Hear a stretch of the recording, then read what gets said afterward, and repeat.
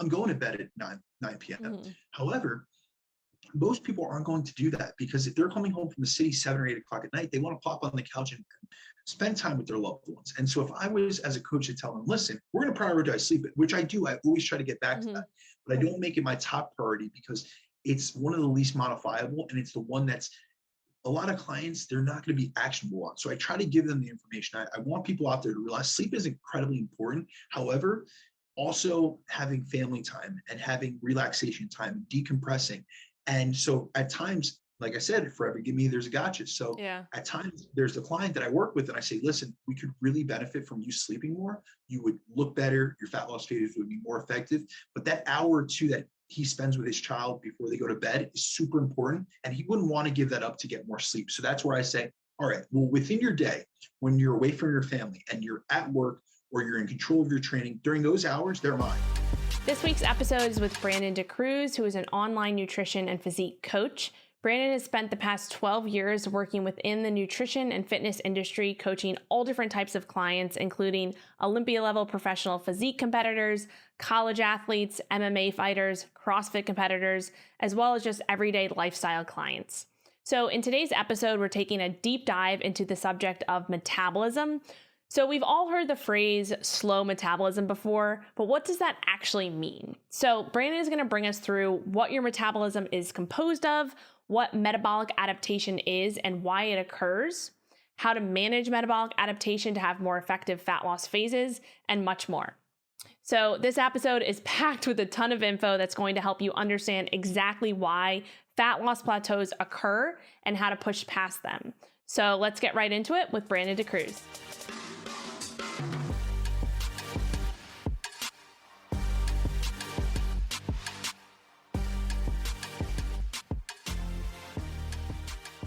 Welcome back to MetFlex and Chill. This is your host, Rachel Gregory, and I'm here with Brandon DaCruz. What's up, Brandon? How are you today?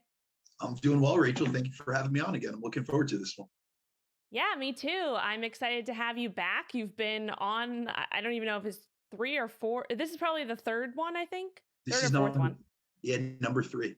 Yeah, so awesome. And this subject today that we're going to dive into is something that I'm really excited to share with the listeners, the viewers, because I know it's something that can be a very confusing topic and something that I know that you're going to break down in, layman's terms and help everybody understand, putting the research with the practicality of it.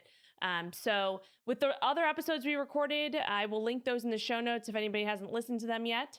But before we get into the subject today, which is going to be all about metabolic adaptation, do you want to just give us a quick kind of refresh on your background, who you are, what you're doing in the nutrition industry right now?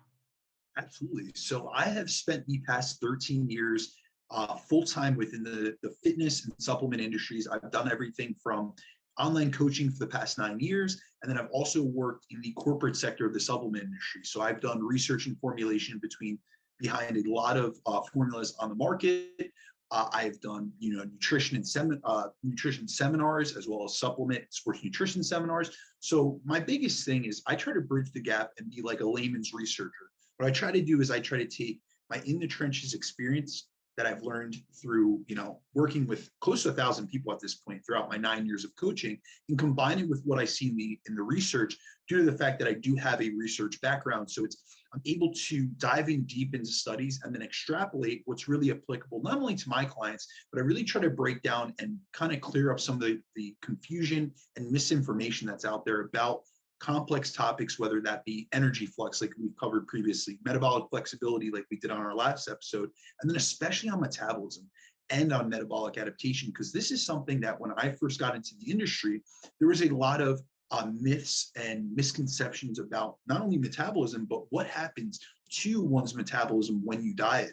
So my biggest thing is I just want to educate people so that they have a better understanding of what they're going through, what processes the body undergoes, and realizing that our bodies are adaptive and they're reactive. And it's not this like malfunctioning type of thing. We hear a lot of these promotions of things like metabolic damage or dysfunction, or all these type of terms that are kind of said in a negative light, which kind of makes people look at dieting in a fearful manner. And my biggest thing is if you're able to understand a concept better, you're not only going to be able to approach it with a better mindset, but you're also going to be able to mitigate a lot of and navigate a lot of these challenges and shortcomings and stuff in a much more productive manner, and understand this is a part of the process. Everything that's worth having, it involves some type of obstacle or some type of difficulty. And that's how we really grow and adapt. And that's what the body's meant to do. So especially we're going to dive deep into this topic. And I really want to break it down so people understand, listen, you're not damaged. You're not dysfunctional. We all hit plateaus, and no process, especially the process of fat loss, is a linear one.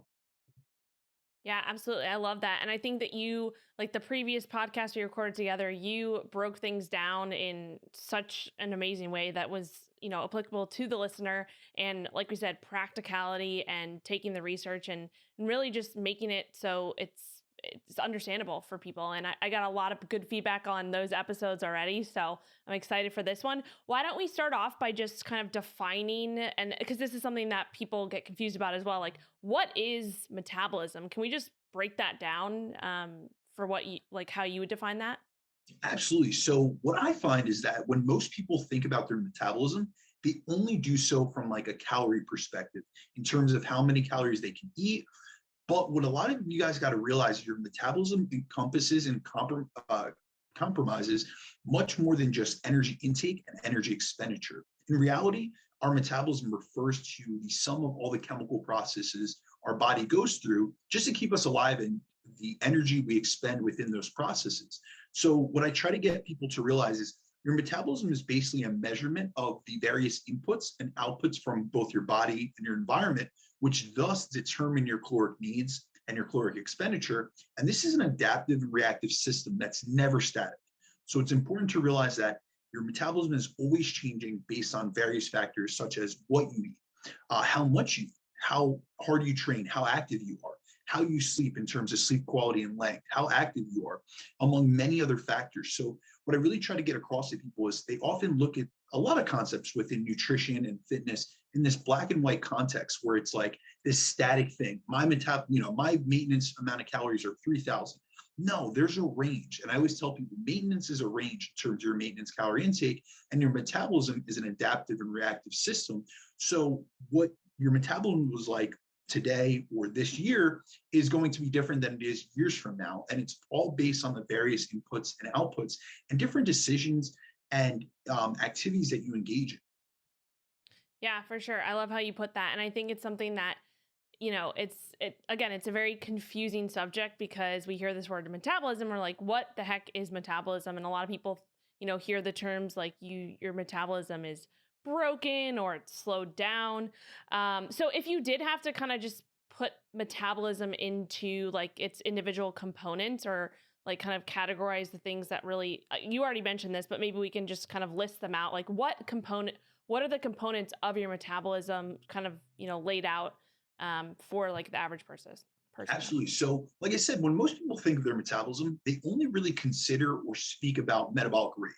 But your metabolism is actually made up of 4 different components that together equal your total daily energy expenditure. And that's really what your metabolism is. It's the sum total of everything you're doing throughout the day that contributes to calorie intake and calorie expenditure.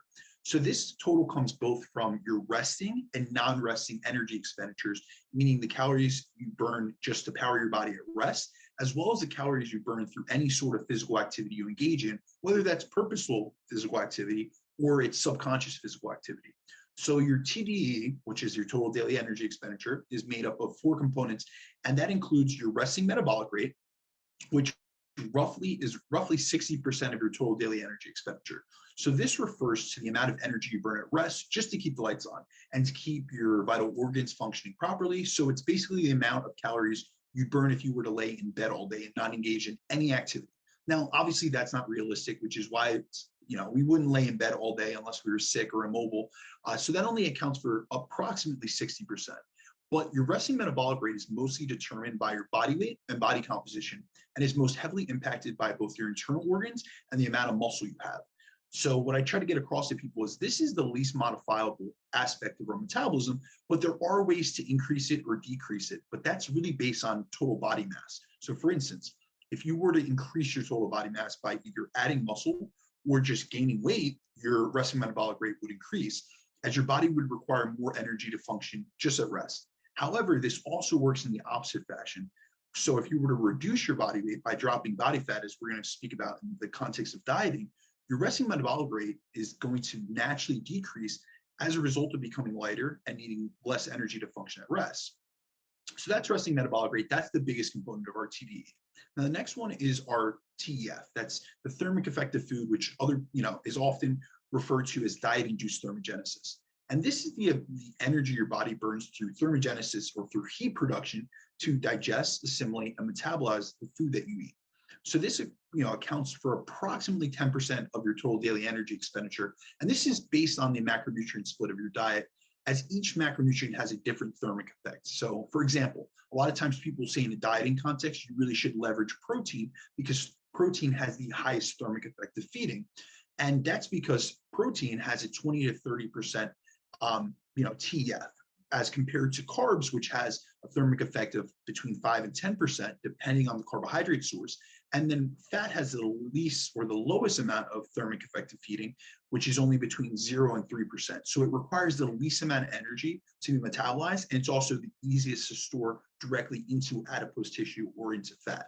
Now, the next component of our total daily energy expenditure is one that you and I have hit on multiple times in our previous podcast, which is NEAT. So this is often the most overlooked part of our total daily energy expenditure. And this is because it's subconscious, or much of it is subconscious. So this includes, fidgeting and twitching. It includes our activities of daily living and also like our occupational activities. So this would vary heavily between people, because if you're an office worker, obviously your occupational activities are much different than someone that is a laborer. This also includes stuff as like adjusting your posture or speaking with your hands like I'm doing right now. I'm half Italian, so like this is like how I speak. When I'm not dieted down, I'm constantly moving. I'm talking on the phone. I'm always up and down. Those are components of the NEAT. And then within NEAT also includes your daily step count and pretty much everything you do physically besides the purposeful training you do in the gym. Now, here's the thing with NEAT. It's the most variable between individuals and also the most modifiable component of our energy expenditure, and accounts between 15 to 25% of our total daily energy expenditure. So that's a major component, especially when we consider resting metabolic rate does account for about 50 to 60%, but that's really out of our control, except if we gain or lose weight. However, we need to look at what are within our control. So when it comes to what factors of our metabolism are within our control in terms of increasing energy expenditure, NEAT is going to be like the golden ticket. So this is why I really center in on like a higher energy Flux lifestyle. And I'm always like preaching the importance of movement and being just aware of how physically active you are throughout the course of the day. Now, the last component of your total daily energy expenditure is exercise activity. And exercise activity thermogenesis is the energy we expend doing intentional exercise. And here's the thing with this. A lot of people think that this makes up a much larger percentage of the calories they burn per day. But in actuality, we see that this only accounts for about 5 to 10% of your total daily energy expenditure. So it's a lot lower. And what most people don't realize is stuff like weight training.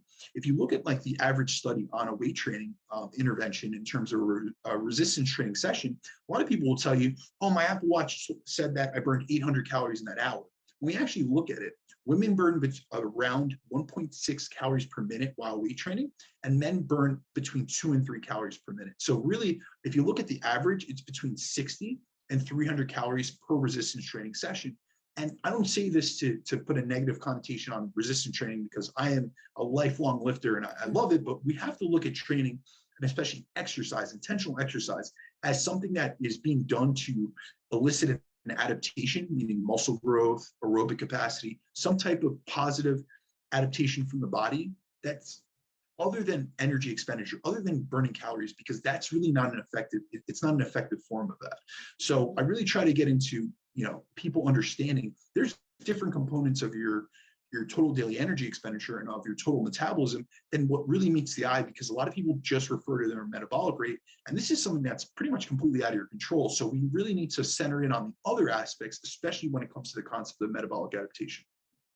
Yeah, for sure. I like how you break that down. So just to kind of wrap that up in terms of the four components, in terms of cardio, I want to make sure that we clear what that would fall into. So like formal cardio that's outside of like, steps and NEAT, that would be in your your exercise component, right? Would absolutely. So that's why Mm-hmm. there's a variation between that 5 and 10%. So it really does matter on how physically active you are in the gym. But like we covered on the energy flux episode, if you really think about it from like a high level perspective of time constraints, most people are probably in the gym an hour to maybe an hour and a half a day. And then the rest of their day is done doing low level intensity activities, such as activities of daily living or working at their office or working their regular job. So that's why it doesn't account for as much as people think. And there's also often this misconception that exercise burns a lot more, or people think that exercise burns a lot more than it does because of the intensity that we do it at. So we're exhausted.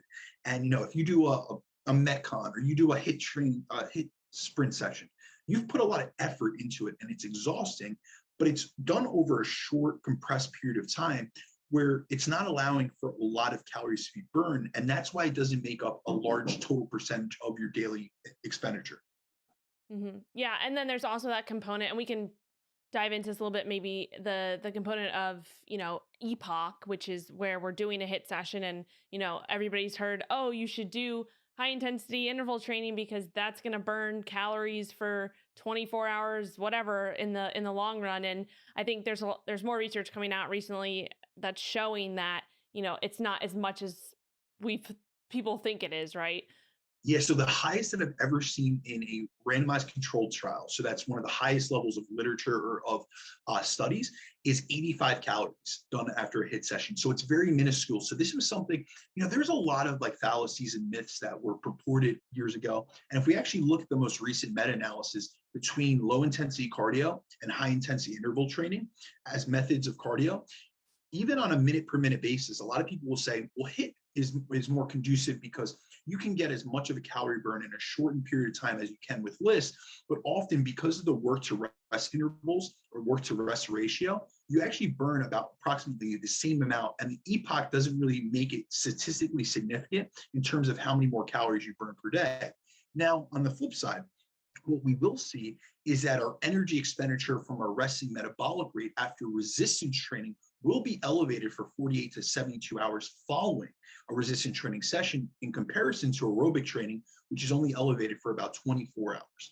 So that's why if you were ever to do, say, a body comp analysis, or you were to go to do a DEXA, you really shouldn't, or you were going to do something like doubly labeled water test or indirect calorimetry to get your basal metabolic rate or your resting metabolic rate measured, they would tell you to get a more accurate gauge to not exercise within 24 to 48 hours because it will skew the ratio, because you won't really be getting an accurate representation of what your body's resting metabolism is like.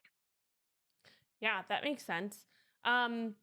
I had a question and slipped my mind, but I do want to get into metabolic adaptation. Maybe it'll come back to me. I do want to get into, the main topic of today, and we've already covered a lot of metabolism and all of that. But so this concept of metabolic adaptation, maybe we can just define what it is and how, dieting affects the components that you just broke down of your metabolism, and then maybe kind of talking in the opposite direction, how actually gaining weight and going into like a maintenance phase or a building phase can reverse some of these things as well.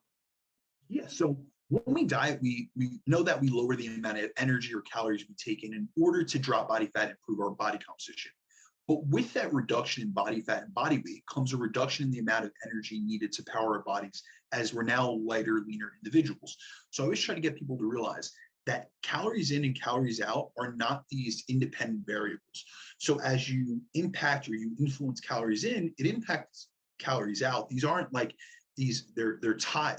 So what we see in the research is something called adaptive thermogenesis, which is also known as metabolic adaptation, which refers to the fact that we experience a larger drop in our energy expenditure than we'd expect purely based off the total amount of weight we lose.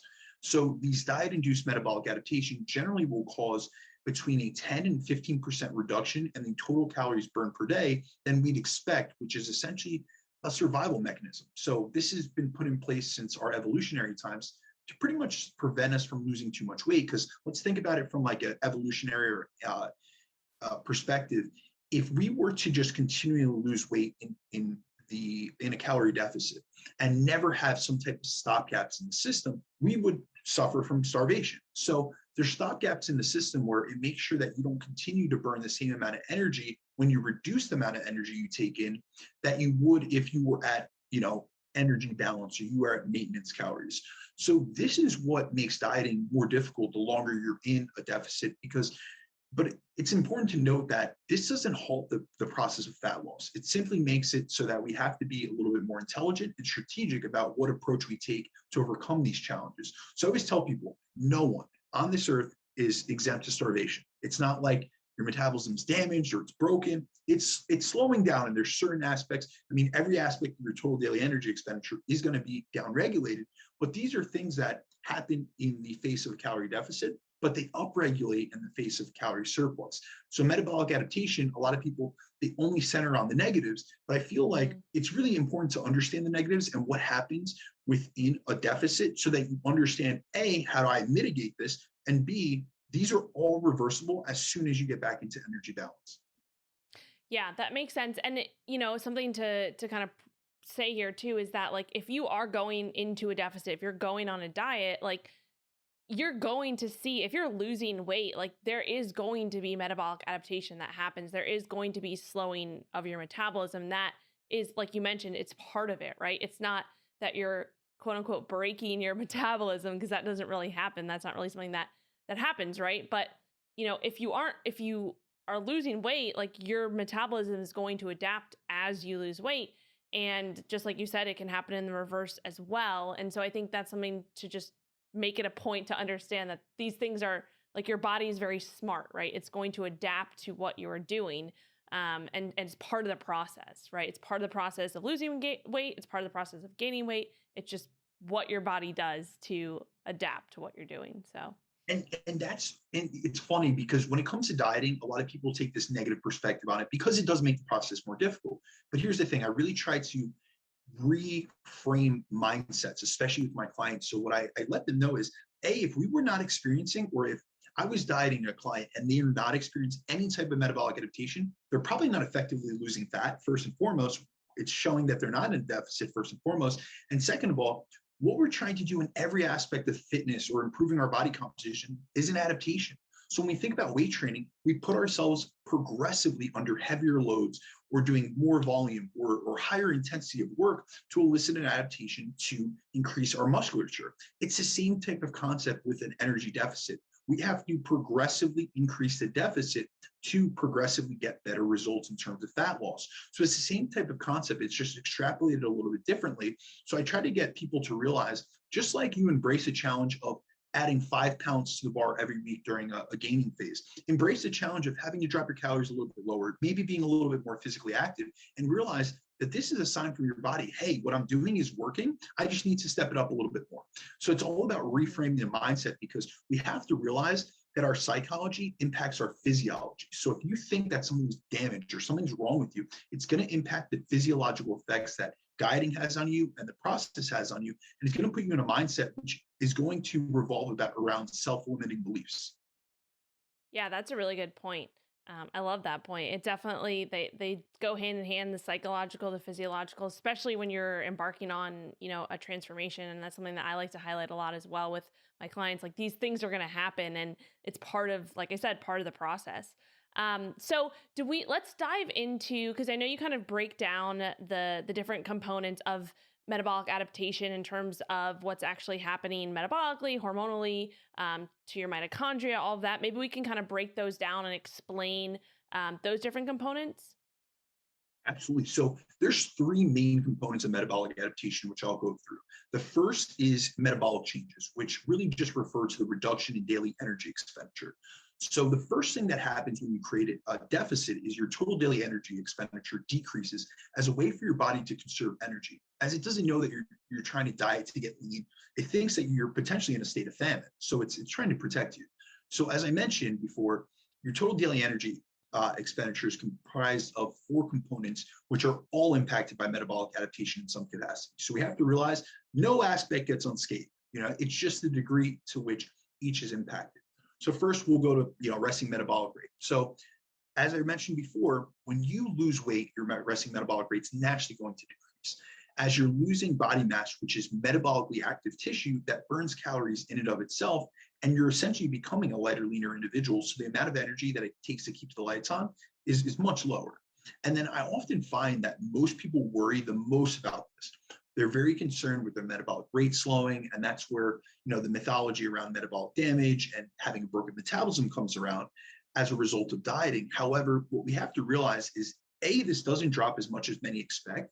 And this is also the aspect of our total daily energy expenditure, which is the most out of our control. So I always try to get my clients to realize that this isn't where their focus should go especially as there are other aspects of their total daily energy expenditure that get downregulated even more, which they do have control over. So we have to, control what's in our control.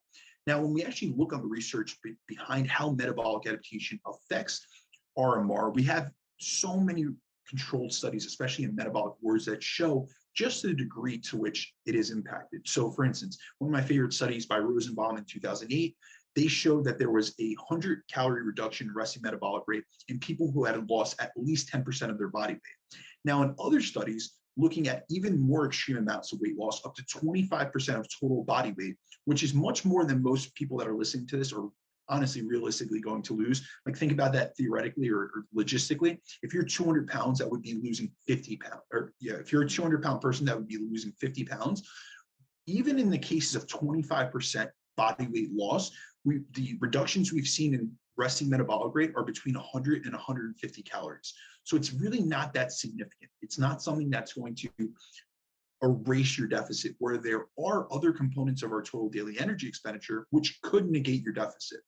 So going on with that metabolic ward study, that same research group, headed by Rosen and Linebaum, they also did a follow-up study in 2016 that showed that there's actually a limit to how much our RMR can reduce. So our body can only, slow down its resting metabolic rate as much as it needs this energy to survive. So there's a limit, there's a stopgap. So what we really see in the literature is that around 10% of body weight loss is where we don't see a continuous reduction in resting metabolic rate. So it's not like you lose 100 calories for 10%, and then as you continue going more and more and more, you continue losing a significant amount of weight in terms of your resting metabolic rate. So it's something that there is a stopgap to it, just because, remember, we have to realize that this is like our survivable energy. This is what our body needs at rest. So it's not like it's going to downregulate so much that we can't keep the lights on.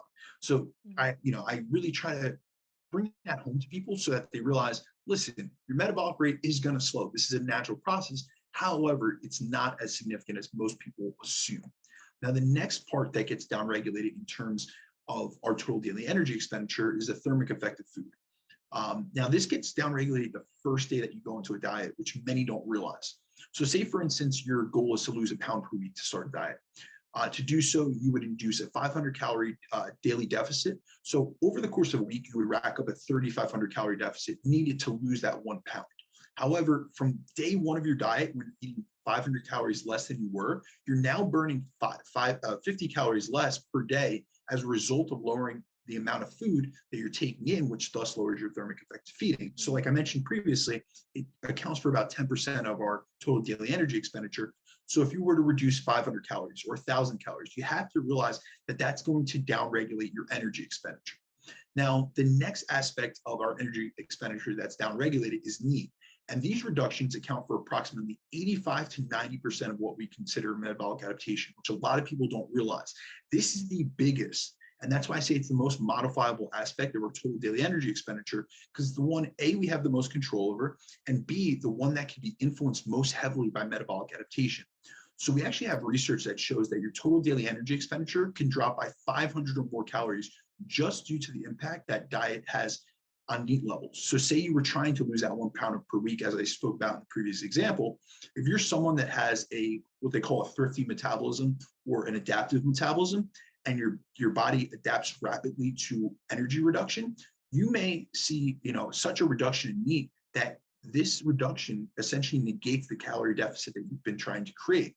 So this is one reason as to why many people think that like the calories in, calories out model doesn't work, as they think they've created a deficit based on what like an online calorie calculator or an estimation equation told them should be a deficit. But at times they stall on fat loss on those calories, which they perceive as this meaning that like the law of thermodynamics doesn't work. But in actuality, if you think about it, it's not that the law of thermodynamics doesn't work. It just means that you're no longer in the deficit, as the calories you're taking in now are now your maintenance calories as compared to when they were a deficit previously. Now, the other aspect of NEAT that we have to realize is that it's extremely variable. So Black et al. Showed that NEAT can vary up to 2,000 calories between individuals of the same body weight, sex, and body composition. So what this means is two people of the exact same size and body weight can have completely different rates of their total daily energy expenditure just due to NEAT and based on their lifestyle. So for instance, one person could, at the same body weight, could maintain their weight on 2,000 calories per day, while another at the same body weight, same body composition and everything can maintain on 4,000 calories a day, which is one of the many reasons that I'm such a believer in that higher energy flux lifestyle, because I want my clients to be able to maintain their weight by eating more and moving more, rather than being in that low flux state where they have to maintain this really low calorie intake to stay weight stable. And the last component of your total daily energy expenditure that is downregulated during a diet is your exercise activity levels. And this decrease in the amount of calories burned during exercise is due to lowered power output, which makes sense as many of us have noticed that we can't lift the same as we used to. We can't lift with the same intensity during a dieting phase. And you're also more likely to lose strength during these phases. And then there's also research that shows that you can experience a 20% increase in what's called skeletal muscle work efficiency during diet. So an increase in work efficiency basically means that your muscles expend less energy to do the same amount of work, meaning you become better at moving, at exercising, and this affects both your weight training and your cardio. So this increase in efficiency will essentially decrease the amount of calories expended during your exercise session, which thus lowers your total daily energy expenditure. So if you think about it, every aspect of our metabolism is impacted by dieting. So this is where a lot of people encounter stalls and they don't realize that these changes are taking place. And this is what leads to a lot of frustration, besides the fact that there are other, changes that go on, such as hormonal changes and mitochondrial changes, which we'll cover. Mm-hmm. Yeah, I mean, if you're someone listening to this, you're like, oh crap, right? Because it's like all of these things are happening. Like, what do I do? And I know we're going to dive into that, kind of like your tips for managing metabolic adaptation as you to make fat loss more effective. So I definitely want to dive into that. But before we do, let's chat a little bit about the hormonal and mitochondrial adaptations that occur as well, because I'd love to dive into that and get your take on that. Yeah, absolutely. So the reason I highlight all these things is I want more awareness. I want people to realize, hey, listen, I got to stay on top of my NEAT. Like my resting metabolic rate, yeah, it decreases a little bit, but it's A, out of my control, and B, it's a natural response to dieting. But there's so many aspects. If we really think about it, 40 to 50% of the calories you burn per day are within our control. So this is where later on in the show, we'll be able to go over ways to mitigate and attenuate some of these changes so that you realize, yes, there's going to be challenges and there's going to be obstacles along the way. But now you're going to understand, all right, this is why I'm encountering some setbacks. This is why I'm plateauing in terms of my weight and my fat loss. And this is what I have to do to get around them. So it's really that awareness factor, because I've had so many clients come to me that have told me that they had metabolic damage, or they had broken metabolisms, or there had to be something wrong with them, or calories in, calories out didn't work for them. And it was due to a lack of information and education based on these things. They didn't realize that a lot of these changes take place. And they also suffered drawbacks or negative side effects of dieting, and they didn't realize these are natural adaptations to dieting. So they thought something was seriously wrong with them, not realizing that this is a natural ancestral evolutionary response to dieting. And once they understood this, they were able to, not only engage in fat loss phases with a better mindset, but they were also able to understand the process a lot better and come to expect it. So it's always better, I always say that it's better to be prepared in advance than to have something sneak up on you. So it's like that knowledge allowed them to be prepared for the potential for these things to take place. And when they experienced them, they weren't as frightened by them, or they weren't as mentally impacted. They said, listen, this is par for the course. For every give me, there's a gotcha. I want to lose body fat, want to improve my body composition. There's certain things I have to overcome. And these are natural things. And there's not something wrong with me, which is an empowering feeling. So I really try to get this education across so that people realize that. But Yeah, I love that. The next component would be the hormonal changes. So when it comes to hormones, we're looking at mostly sex, stress, and hunger hormones that are changing. So the first hormonal change which occurs during a diet is a decrease in leptin. And now leptin is a hormone which acts as the main regulator of both our appetite and satiety, as well as our calorie expenditure levels, and is pretty much the most influential hormone involved in metabolic adaptation. So if we're going to put a scapegoat on someone, it's leptin. It's responsible for everything that we're experiencing, and we'll go on to why, but it's really the main hormone that's responsible for a cascade of other hormonal changes. And now our levels of leptin are controlled by two inputs. It's the size of our fat cells, or the amount of body fat that we have, because leptin is secreted by adipose or fat tissue. And then also the short-term energy status, which is the amount of calories we're taking in on a daily basis. So obviously, when you think about that, when you're in a diet, you're trying to decrease the amount of fat that you have in your body. So leptin's going to go down, but also you're taking in less calories on a daily basis. So both of those things compound together to reduce leptin levels. So we see that leptin seems to fall off quite significantly during the first few days of entering a deficit. We even have research that shows just fasting for a few days can significantly decrease leptin. Now, what's important to realize is that this is an adaptive response to the body in terms of short-term energy flux. But we don't continue to see this substantial reduction in leptin. It'll drop within those first 4 to 5 days of dieting, and then it will continue to drop, but at a much slower rate as the body will get adapted to being in a deficit. So it's not as significant of a shock to the body. Now, the thing with leptin is it plays a major role as a feedback and signaling mechanism to the hypothalamus, which is essentially like our control center in the brain. It pretty much controls so many aspects of our hormones, our energy, our appetite levels, our hunger, all those type of things. So when leptin levels are high, it signals that we have a sufficient amount of energy and allows for feelings like satiety, for normal levels of appetite and activity, a regular energy expenditure, and hormone production. Yet when leptin lowers and starts sending less of this signal to the brain, this is pretty much perceived by the hypothalamus as a sign that we have low energy availability, which it thus kind of like perceives as a sign of like potential famine or starvation. So now your body looks to slow down its metabolic processes and its hormone production as a method of energy conservation. It wants to, save as much energy as possible because you're not taking in as much. So like I said before, energy in, energy out, the sides of the energy balance equation, they affect one another. So this lowering in leptin causes a huge cascade of events, which include effects upon many of our sex, stress, and hunger hormones. So in terms of our sex hormones, we see in males and in females that testosterone decreases. So often with males, this will manifest with like a loss of libido, like deep into a dieting phase, a lack of sex drive. So these are things I'm checking with my clients, especially like my contest prep clients or guys that do photo shoots. They get really lean. You get to those last like essential levels of body fat, you start losing libido. You just don't have that same drive. We also see that estrogen decreases in women, which is why we often see that women will lose their menstrual cycle deep into a diet. And the other component of our sex hormones and metabolic hormones that get downregulated is thyroid production decreases. So what we see here is that TSH will continue to rise to signal that we need more thyroid, but our conversion of T4 to metabolically active T3 will be interrupted due to the calorie deficit, which causes more of a conversion of T4 to reverse T3, which is an inactive form of thyroid, which doesn't help support our metabolic rate and our energy expenditure. So essentially, we have enough of the signaling molecule, but we don't have enough of the metabolically active form of thyroid. Now, the next component of our hormones that are downregulated is our stress hormones. So with that, we see cortisol increasing. So dieting, whether we realize it or not, every input that, whether it be training or nutrition, they're stressors to the body. So this causes, when you're in an energy deficit, it causes your body to perceive, stress, which causes an increase in cortisol, which can drastically increase, impact the dieting process. So when cortisol is chronically elevated, it can downregulate the production of other sex and metabolic hormones like testosterone and thyroid, and also can potentially increase our rate of muscle loss.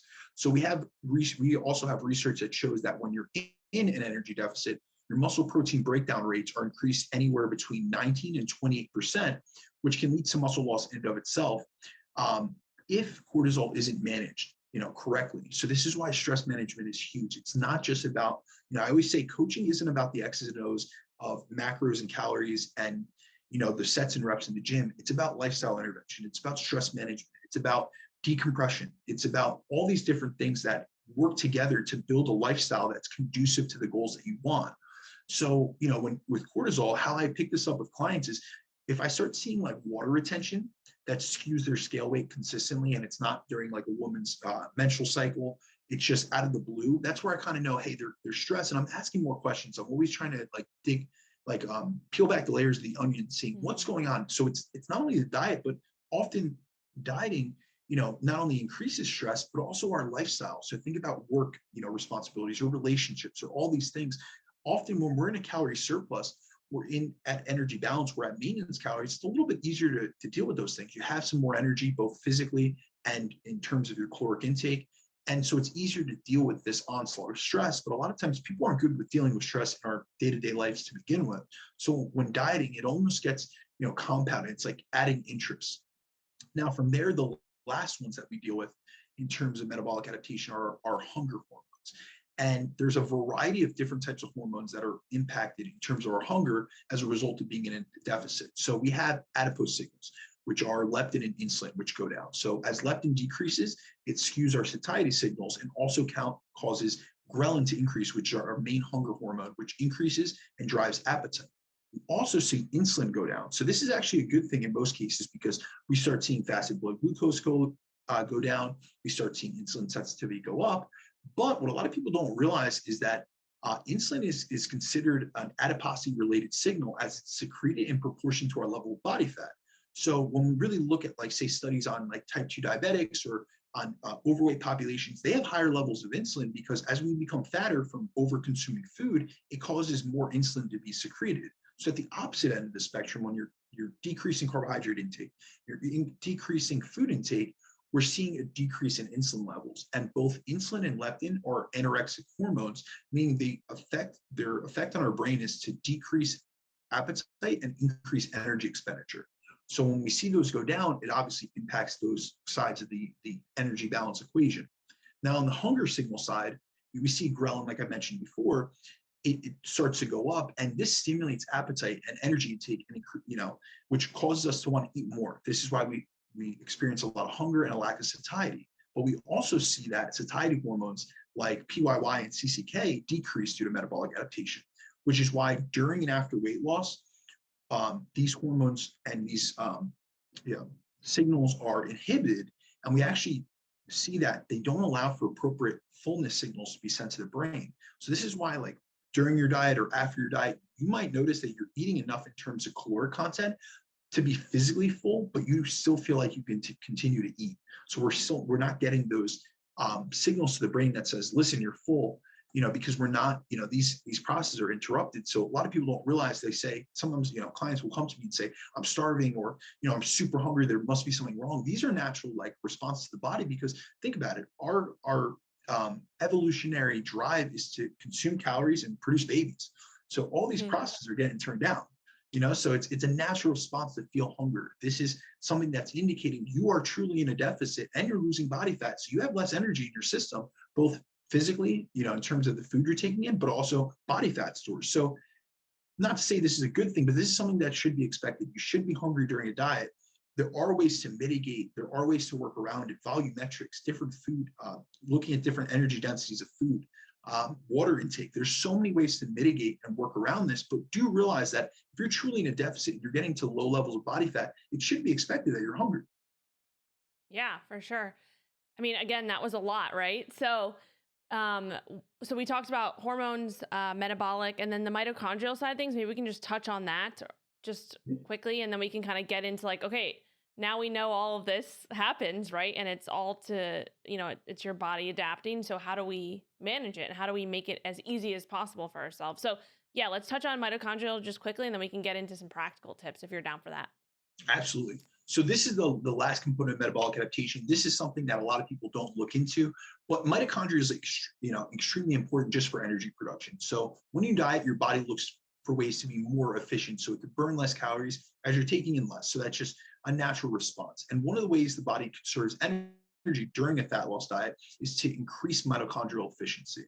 So this is the component of metabolic adaptation that decreases a large percentage of our total daily energy expenditure, because it's pretty much making it so that the process of converting, substrates into ATP, it's an energy costly process. But when we're in an energy deficit, the efficiency of our mitochondria increases. So it makes ATP without expending as many calories. So this process, so this basically conserves energy in the process of doing so.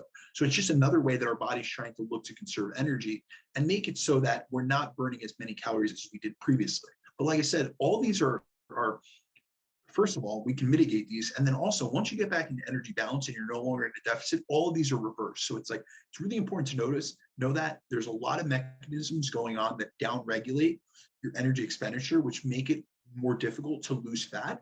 But these are all restored once going back into energy balance or going back to maintenance calories.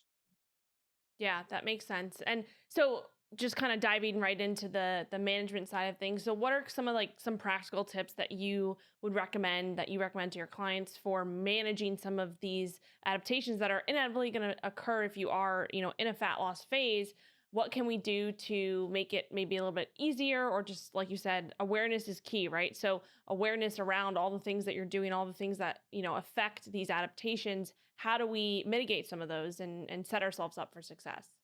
Absolutely. So the first thing I like to drive home to everyone is that we have to realize that metabolic adaptation is part of the process.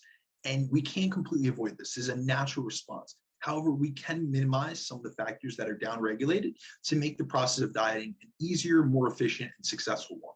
So I inform a lot of people about these things, but I always, I tell them, listen, these are things that a lot of people are going to perceive as negatives, but I'm giving you this education because I want you to have a better understanding. However, now it can inform how you go about your process, and so that you do not encounter these same side effects and these same metabolic adaptations that you did before you had that education. Because what I see with a lot of people is that they add insult to injury. So we know these metabolic adaptations are going to happen. However, the approach that they take to dieting and to fat loss diets actually sets them up to be more likely to incur more severe metabolic adaptations quicker and for a longer period of time than they would have if they knew about these things. And it also not only impacts them physiologically, but because they don't have education on these things, it impacts them psychologically. So the first thing I like to look at is on the nutrition aspect, because not everyone that diets is going to worry that much about. I would love it if every single person weight trained and was super physically active, but that's not the case with everyone. There are so many dieters that are out there that do this just through nutritional interventions. And those are the ones that I see suffer with the most metabolic adaptations, because they're not offsetting a lot of the downregulations and energy expenditure that exercise can help with. So the first thing I like to center in is on the nutrition aspect. So the first thing is a slower rate of loss. So what we want to do is use a smaller, more acute deficit. So what we've seen is that slower weight loss has been shown in the research to better preserve lean body mass. And the reason why this is so important is because lean body mass is one of the major contributing factors to your resting metabolic rate. So like I mentioned previously, resting metabolic rate accounts for about 60% of your total daily energy expenditure. So if we lose precious lean body mass, your muscle tissue, which is comprised, is a component of lean body mass, is responsible for 22% of your resting metabolic rate. So if you're losing muscle by using a very aggressive, like crash dieting, yo-yo dieting approach, you're lowering your resting metabolic rate much more than that 100 calories that I hit on previously. So you're setting yourself up to incur much more metabolic adaptation, as well as a much bigger reduction in energy expenditure because of your approach. So what we want to do is take a slower rate of loss. And this not only is going to attenuate some of the hormonal changes you see in terms of sex hormones, metabolic hormones, but also helps in maintaining training performance. So this is something we want to make sure that we're able to progressively overload in the gym. We want to make sure that we're able to continue to keep a good stimulus on the muscle to maintain that muscle tissue. And if you go into too harsh of a deficit, 40, 50% deficits, those rapid fat loss diets, you're going to be more susceptible to losing training performance and thus losing muscle tissue. And then also what we see is that using a smaller deficit actually helps to maintain meat levels from dropping as quickly as compared to a more aggressive approach. So with that, like I said previously, meat can drop as much as 500 calories per day. So if you're someone that goes right into a crash dieting where you slash your calories in half, when you go into a dieting phase, you're going to be more likely to A, have less energy, B, suffer from these reductions in meat, which are going to lower your energy expenditure. And it's going to make it so that you stall out on a much lower calorie level than you would had you taken a slower rate of loss. So what I try to recommend, and what I do personally with my clients, is I use between a 0.5 and 1% body weight loss per week, and around a 15 to 20% deficit to elicit that. So at the beginning of a fat loss phase, if someone has more body fat, more weight to lose, I'll start with that 1%. So say they're a 200-pound male, we'll go at 2 pounds per week in the beginning, but as they get leaner, you're more susceptible to losing lean mass because there's less fat mass available. So it's harder to liberate and oxidize or burn that fat tissue. So what I would do, or what I do is I start at 1%.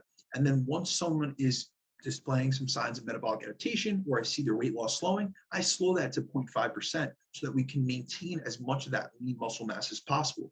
We also see that less aggressive deficits are much more likely to have better physiological side effects, but also psychological side effects. So you see better adherence to diets. You see that your perceived rating of exertion and how you feel in terms of irritability is much less as compared to more aggressive deficits. So this is where taking a sustainable approach to fat loss is something that I really encourage, because it's not just about losing weight. We have a society that's decent at losing weight, but they're really bad at maintaining it. And it's because a lot of times people take these aggressive approaches. Now, to go on further with the nutrition aspect, you want to make sure your macronutrient distribution in your diet setup is adequate. So the first thing I'm going to do is I'm going to prioritize protein. We're going to utilize a higher protein diet, because eating higher protein has many effects, from helping you retain your muscle. It also has a higher thermic effective feeding. Like I mentioned, it has a thermic effective feeding of 20 to 30%. So you're netting less calories per gram of protein. And then it also allows for higher levels of satiety. So what we really see is that a lot of what people suffer from during a diet is hunger related. So if we can mitigate that, and we can make the process more manageable and more and easier to adhere to by utilizing higher protein intakes, it'll make it so that the person can adhere to the diet longer term. Then from there, I'm prioritizing adequate fat intake just for the absorption of fat soluble vitamins and for hormone production, because we know that hormones come from cholesterol, which comes from fat content. And then what I want to do is I want to fill in the rest of the calories from carb intake to maximize and maintain training performance. So my biggest thing is, like I had mentioned in the Energy Flux podcast that we did, I want to make sure that they're eating more and moving more. So I'm trying to maximize the amount of food that someone can take in during a diet so that it's easier to adhere to, they have better metabolic health, and they're also not suffering from all these metabolic adaptations as quickly as they would if they took more of this really quick, aggressive approach to nutrition and to the diet in and of itself. From there, we got to look at hunger management. So I'm looking at volumetrics, which essentially relates to the energy density of food. So I'm utilizing high volume whole foods to help increase satiety, manage hunger. And also, I want to utilize whole foods as compared to processed foods, because we've seen in studies that unprocessed foods have up to twice as much of a thermic effect feeding as compared to their processed counterparts.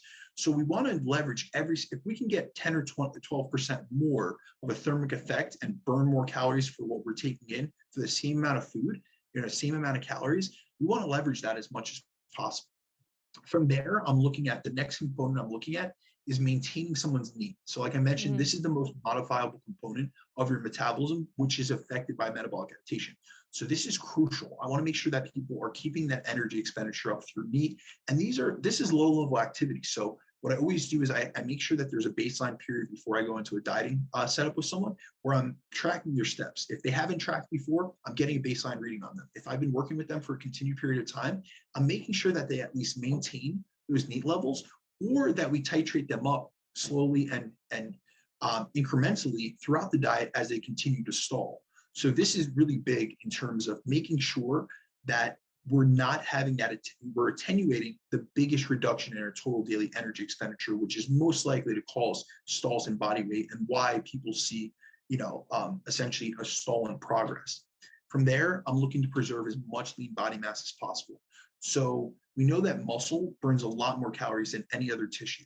So muscle burns 13 calories per kilogram as compared to fat, which burns 4.5 calories per kilogram. So I'm always trying to do things within someone's training to make sure that they're maximizing muscle retention. And a lot of times I'm able to actually recomp people in the beginning process of dieting because I'm using a less aggressive deficit. We're going into a 15 to 20% deficit. If they've been at maintenance calories or in a surplus, they're getting more than enough calories to have good energy levels, and they're also having good training sessions. And I always try to remind my clients that, we're not trying to change training during a dieting phase. There might be different phases that we go through, but it isn't a time to just automatically switch up your training and burn in the cuts or go to this high volume training. What built it will preserve it. So we want to utilize the same type of progressively overloaded stimulus that built your muscle to begin with to maintain it. And then from there, I'm looking at lifestyle interventions. Big one, huge one here is maintaining sleep quality. Not only does this help with hunger, it helps with hormone fluctuations and then also the retention of muscle.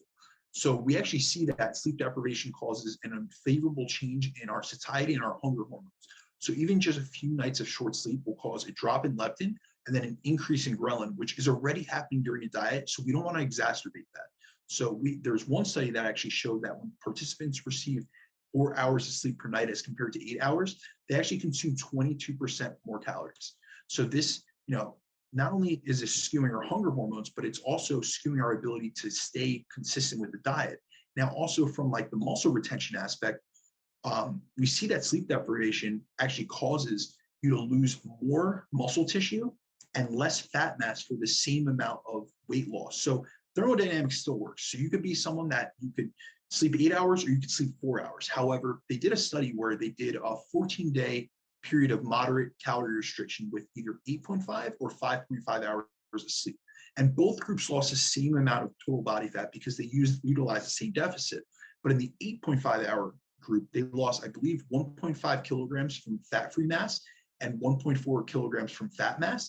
And in the 5.5 hour sleep restricted group, they lost 2.6 kilograms from fat-free mass and only 0.6 kilograms from fat mass. So you see there's a huge skewing in the percentage of weight. So I always try to get back to my clients and to people that I work with, listen, it isn't about weight loss. We're looking for fat loss because that's what's going to positively impact your body composition. If you're losing muscle, it's going to negatively impact your body composition.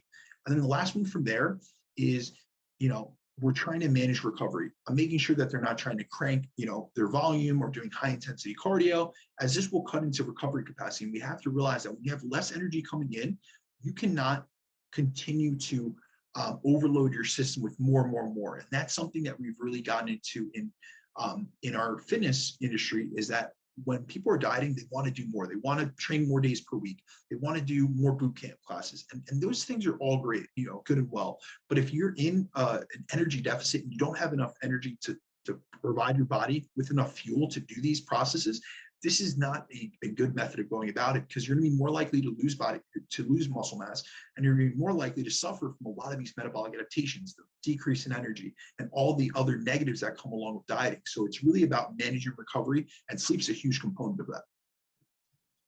Yeah, for sure. I mean, all of those components are super, super important, and everything that you were touching on, I was just kind of shaking my head. If you're not watching this, you're listening to it, because they all matter, right? It's not that one thing is more important than the other. They all matter, and they all are affected in different ways by different people. So that's one thing that obviously the individual comes back into it. And I think you mentioned recovery kind of as the last thing.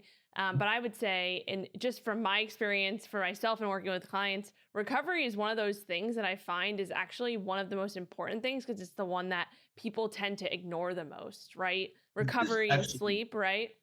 Yeah. Here's the thing. So I do this in a tiered system. So I'm telling you what I do with my clients, but it also has to come from a coaching perspective of what can I impact the most? Nutrition, I'm able to dial in. And these are, I generally, and I always say this, coaching is not just about the X's and O's of nutrition and training.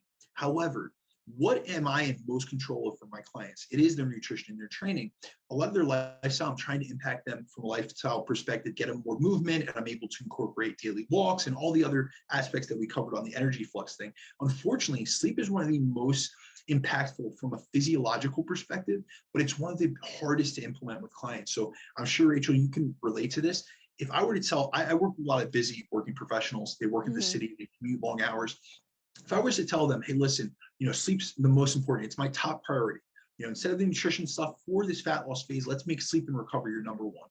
A, they're going to be very unlikely to do it. And B, I'm cutting into some of the things that they really value. So for instance, to get better sleep, like I was speaking with you before this podcast on my daily routine and how early that I go to bed, as well as how early that I wake up. So to be up at 3:30 in the morning, I'm going to bed at 9 p.m. However, most people aren't going to do that, because if they're coming home from the city 7 or 8 o'clock at night, they want to pop on the couch and spend time with their loved ones. And so if I was, as a coach, to tell them, listen, we're going to prioritize sleep, which I do, I always try to get back to that, but I don't make it my top priority, because it's one of the least modifiable, and it's the one that's a lot of clients, they're not going to be actionable on. So I try to give them the information. I want people out there to realize sleep is incredibly important. However, also having family time and having relaxation time, decompressing.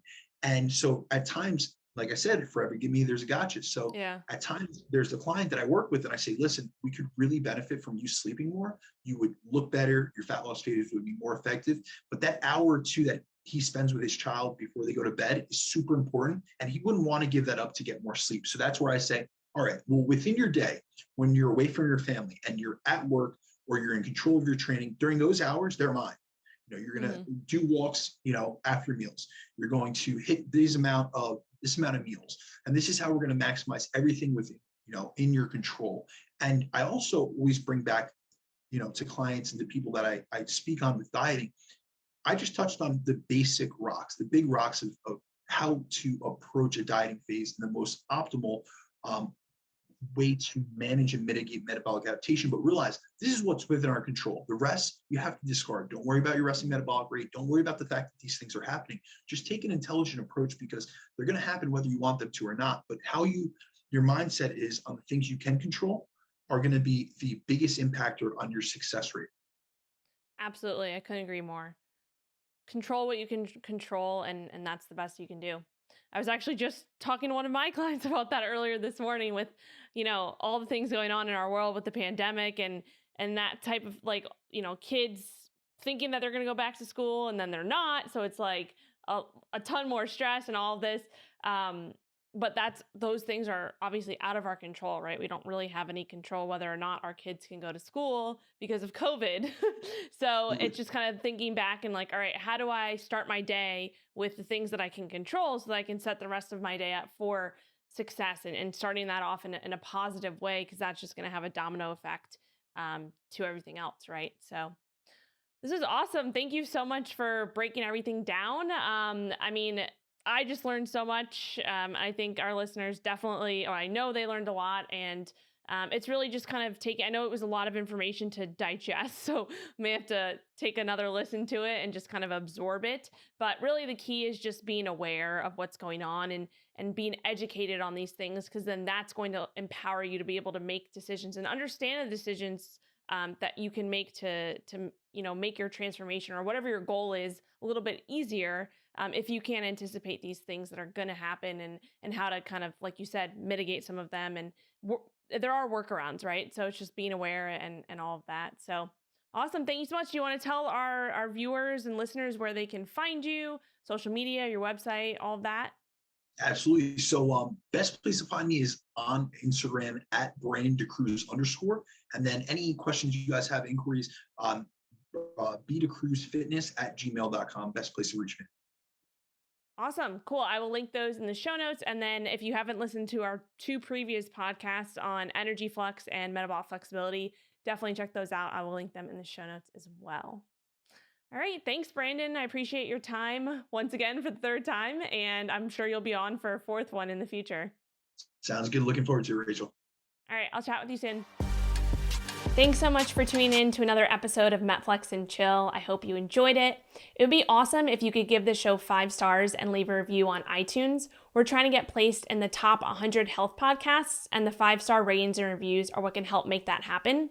I'll add step-by-step directions for leaving a review in the show notes. I know it's a big ask, but it really helps. Thanks again. See you next time.